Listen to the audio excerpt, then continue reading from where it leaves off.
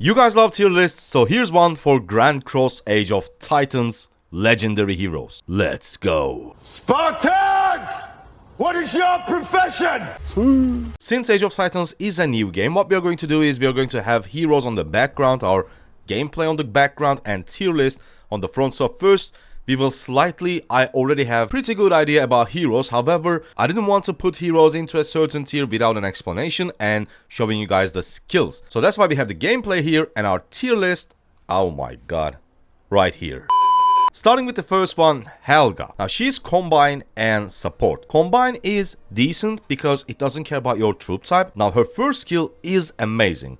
Inflicts damage equal up to 500%, and this damage is an area of effect up to 3 troops, and on top of that she has a huge debuff, increases target's damage taken by up to 20% for 3 seconds. So if you have Helga primary and any other heavy damage dealing hero as a secondary, you will increase the damage to those 3 targets up to 20% when you max her first skill, which is going to increase the damage of secondary hero insanely. The second one is Mediocre. 10% counterattack damage increase, and Cruel Joy 50%.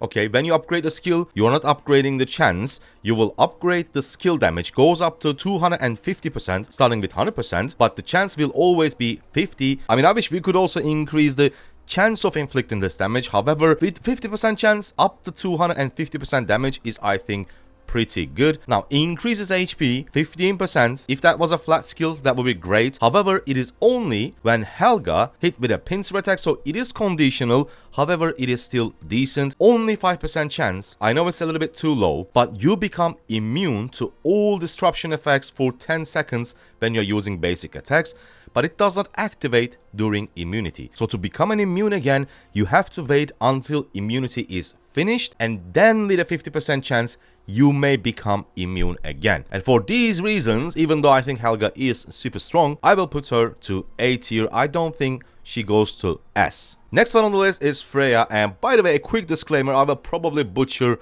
many of these names. Combat Engineer and Attack. Now she does have a really good single target damage, skill damage 700% attack, and her debuff is also really good. Decreases HP up to 5 enemy troops in a circular area. Not a fan-shaped area this time, it is circular area around the target, 15% for 3 seconds. I think her first skill is really good. Decreases all damage taken when remaining forces of troops commanded by Freya is at 70% or higher, goes up to 15%. Now 15% damage taken decrease is really good because it says damage taken, right? It includes skill damage, normal damage, whatever counterattack damage. However, it is only active when you are higher than 70%, so the condition is a bit harsh. And next skill is you're increasing defense and HP of your combat engineers by 25% and your catapults attack by 40%. Fourth skill this time, remember Helga was increasing your counterattack damage, and Freya is decreasing your counterattack damage taken by 15%. I think it's a decent defensive skill. And her final skill, 20% chance to heal lightly wounded. So she's really good, but she's for catapults and combat engineers. So just like Helga, I would say Freya also goes to tier A. Next one on the list, Claudia. Don't get me wrong, like she's good, especially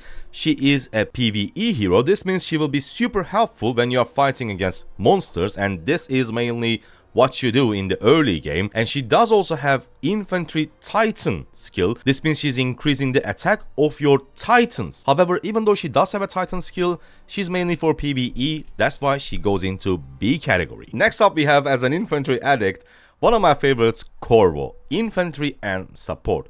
Corvo is extremely tanky and does really high single target damage. His first skill is 800% of attack to a single enemy troop. Second one is 15% HP. Third one is creates a barrier equal to 1% and goes up to 5%. So when you max a skill, you are going to create a barrier of the 5% of remaining forces for 3 seconds.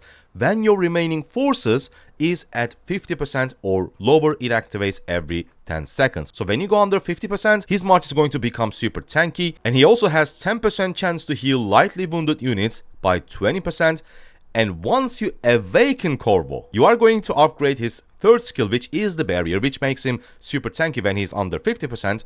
This time, instead of 5%, it goes to 8%. The jump is more than 1.5 times, so I think it is insane. However, The only thing that I wish here, instead of like when you awaken him, instead of 50% or lower, maybe it could have been like 70% of lower. This would make Corvo insanely good. However, the thing about Corvo is, since he's so tanky, but he doesn't have the stationary also slash garrison talent tree, but I think he will be an amazing secondary to any garrison. And this also makes him super versatile. You can use him to defend structures, and you can also use him in the field fighting. So in my opinion, I might be biased, but Corvo goes to S tier. Let me know if you agree or not. Okay, I certainly need to speed up or this will take ages. Alicia, her first skill is a single target damage, but it does have a really good debuff, which is decreasing the march speed of the enemy troop. The reason why it is important is because archers are not the fastest troop type. However, with this first skill, you can actually stop your enemies getting away from you, so that's why I think this is a decent skill. It increases basic attack damage by 30%, which is I think huge. Increases troop size, which means you will be able to use more troops when you're using Alicia as one of your heroes, and 20% is I think insane. Frozen Heart, when attacking, 10% chance to restore up to 250 mana. It cannot exceed 700. I think it's really good because mana recovery means that you will be able to cast your active skill much faster, and the skill damage 1000% is insane. I think this is really good. Like, it's an insane single target march. Now Ice Shot, her awakened skill, inflicts damage equal to 300% of attack if the enemy troop target has a decreased march speed, activates once every 5 seconds. So you can immediately see the synergy. Every single time you use your active skill and you apply march speed decrease, you will then deal 300% of your attack every 5 seconds. So I think Alicia is like one of the best, absolutely one of the best single target marches in Grand Cross Age of Titans. Goes into S tier in my opinion. Right, now we have Karma. She is just the archer version of Claudia, so for field fighting, rallies or garrisons, she's not going to be super useful. You will use Karma mostly against monsters, so in my opinion, she belongs to B tier. Right, next up we have King Arthur. Of course you expect him to be super good. Ultimate Infantry. His first skill inflicts damage 450%. It's not that much, however, it is up to 5 enemy troops in a fan-shaped area to the front.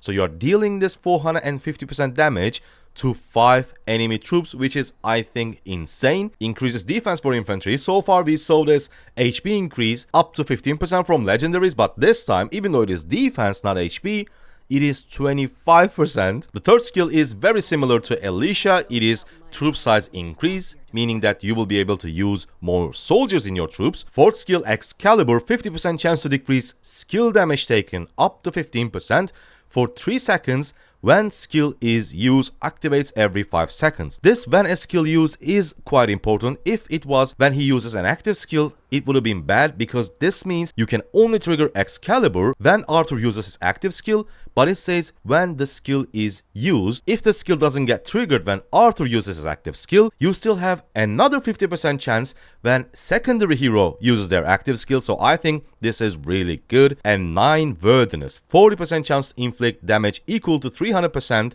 when attacking with a skill, activates once every 10 seconds. So same story with this one. It says when skill is used. It is not just about auto skill. You have a 40% chance to inflict this damage even when your secondary hero uses their active skill. However, this only activates once every 10 seconds, so there is no way for you to activate the skill twice back to back with your primary and your secondary. Arthur, I think it is super clear, goes into S tier. Right, this guy I think has one of the best artworks in Grand Cross Age of Titans, Ivan, but well, give me a second. So he deals 400% damage up to 5 enemy troops in a circular area, which is great. Second skill increases skill damage by 20%, again really good. Increases damage by 10% for troops commanded by Ivan when attacking an enemy castle. So his third skill doesn't get activated during field fighting. His fourth skill increases attack by 15%. Unfortunately not defense, not health, but it's attack. And Awaken, 10% chance to restore 300 mana when attacking. So this one is amazing. These two are also amazing. This one, no, because it doesn't get activated during field fighting. And this one is, I think, mediocre. So Ivan or Ivan goes into either A or B, but so far since we have PvE heroes, I think he goes into A tier. Next up we have Erdal, Combine and Station.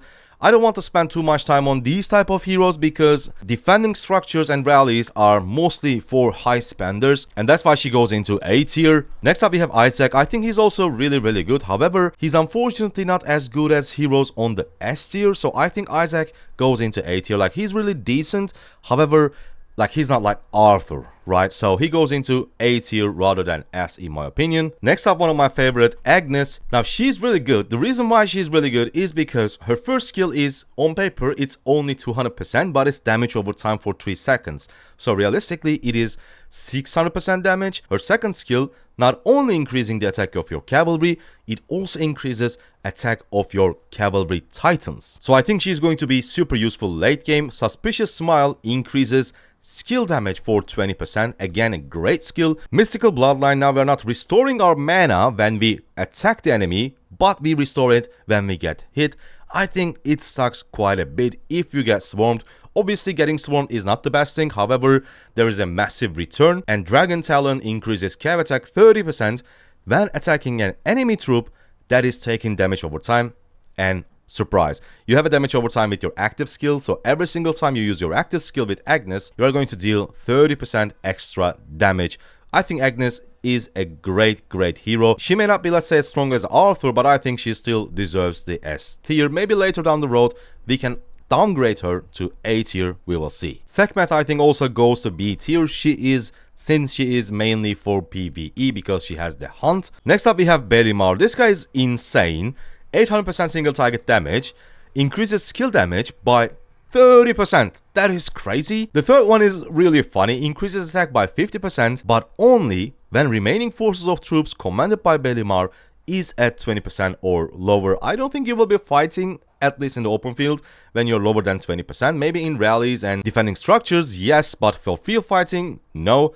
Increases troop size by 20%, and his Awakened is decreases defense of enemy troops by 50% for 3 seconds when attacking with a skill. He's mainly for rallies, but still though, Barrymore, I think, deserves an S tier. Biome is also all about rallies. He has the siege talent tree, and I don't think he is versatile. Like, yeah, you can use him for field fighting, but he won't be the best. So I think I'm gonna put him into A tier. Even though he is good, I don't think he's on the level of S tier, because when you have that siege talent tree, this means that one of the skill is 100% dedicated to sieges only. And there you go. If you take a look at his Awaken skill, when you awaken him, half of the skill is gone if you're not rallying with Biome. So that's why I think he goes into A tier. Melibel. Now, looks can be deceiving. She looks so cute and all that, but she is absurd. First skill, 450%, up to 5 enemy troops in a circular area around the target, and not only that, then increases basic attack damage dealt by 50% for 5 seconds, up to 5 allied troops within range. This skill alone is insane. Golden Ambition increases attack by 15%, and additionally increases attack of bomber troops by 25%. Third skill increases troop attack 30% when a barrier is active on the enemy troop target. Sense of Balance, 20% chance of dealing additional basic attack in the same turn when attacking. So with a 20% chance, you can double your basic attack, so it is insane. And her Awaken decreases counterattack damage taken by 50% for troops commanded by melee B. She's archer, she's support. In my opinion, she is hands down an S tier. Last but not least, Numa. She's a cavalry and maneuver, aka mobility hero, and also she's mainly for rallies. As you can see, increases troop size by 10% for rally troops commanded by Numa. I think she goes into A category. So B tier now is just for PvE. A tier is decent field fighting heroes, also some rally and garrison heroes. And S tier are, in my opinion, the best ones in Grand Cross Age of Titans. Hope you guys liked it, hope you guys enjoyed it. Before I finish the video, let me make the tier list bigger so you can see exactly our heroes on each tier. This is my final tier list. Whew. Thank you for watching. Goodbye.